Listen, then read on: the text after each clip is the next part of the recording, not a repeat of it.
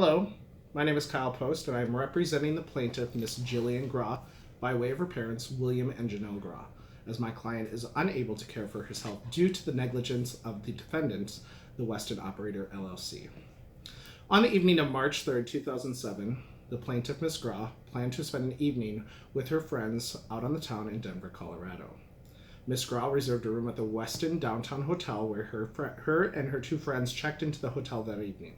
Now, I want to point out that the receptionist at the hotel gave Miss Groh and her two friends all hotel keys, even though Miss Groh was the only name under the reservation, which started a snowball effect of false hope the Westin gave them when it came to her and her friends being able to stay safely within the hotel after a night of drinking.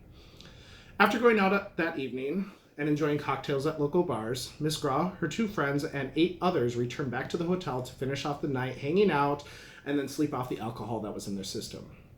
Around 2:45 a.m., Westin security officer Nathan Robinson heard loud noises coming from Miss Groh's room, although no noise complaints had been made by any other patron of the hotel. Mr. Robinson approached the room and requested to speak to the person in charge.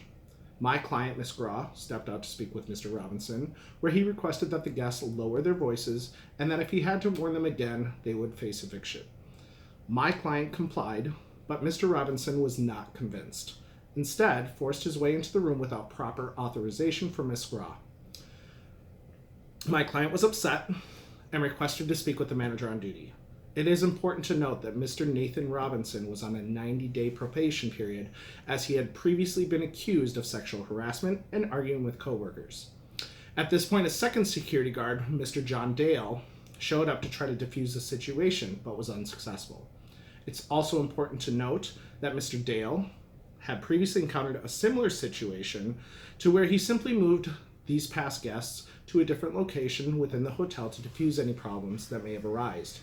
The Westin commended him for his actions. After Mr. Dale's unsuccessful attempt to clear the situation with Miss Groh and an over-aggressive Mr. Robinson, the manager on duty, Mr. Mario Maradiaga, stepped in to try and work out a possible solution and asked that my client and her two friends that checked in with her stay the rest, but the rest would have to leave. Miss Groh and her friends were extremely straightforward and explained that they were drunk and unable to drive, which is why they did the smart thing and got a hotel room to stay overnight. However, that did not change a thing. My client decided to leave with her friends, and the hotel evicted the group. Upon leaving the establishment, Denver police were already on site, but for an unrelated incident, and were not advised of this particular situation. As the last of my client's guests left the lobby and headed outside to look for a taxi, to which the hotel did not make any attempts to assist with, they were blocked by Mr. Robinson. Upon the realization that there were no cabs in the vicinity, my client and her friends, cold from the freezing weather outside, requested to wait in the lobby of the hotel until the taxi cab showed up. Mr. Robinson denied their entry and used vulgar language to turn them away. At this point, my client, in no state to make a cognitive decision, along with her friends, went down the ramp to the car park to retrieve Miss Groh's car. Miss Groh handed her keys to Miss Angela Reed, who had agreed to drive them back to my client's apartment around 3 a.m. At 3:45 in the morning, Miss Reed got into an accident with the car that was driving around 15 miles per hour. The crash permanently injured my client and later killed another. Take a moment to digest that. An innocent life lost due to the failure of properly training Mr. Robinson, who should not have been even scheduled in the first place, or because he was placed on probation for multiple reasons. Miss Reed's blood alcohol content was discovered to be around 0.22, which is 3 times the legal limit. The injuries associated with the accident has caused my client to never be able to care for herself again.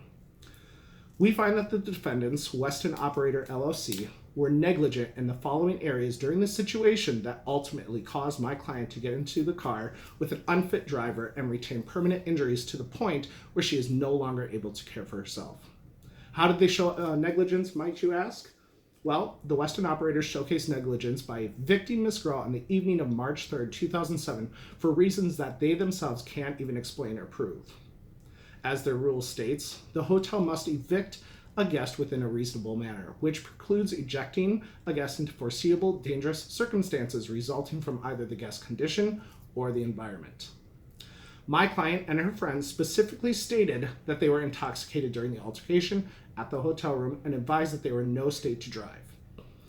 According to the Best Practices Manual of Westin's parent company Starwood, it states that hotels should attempt to prevent intoxicated guests from driving.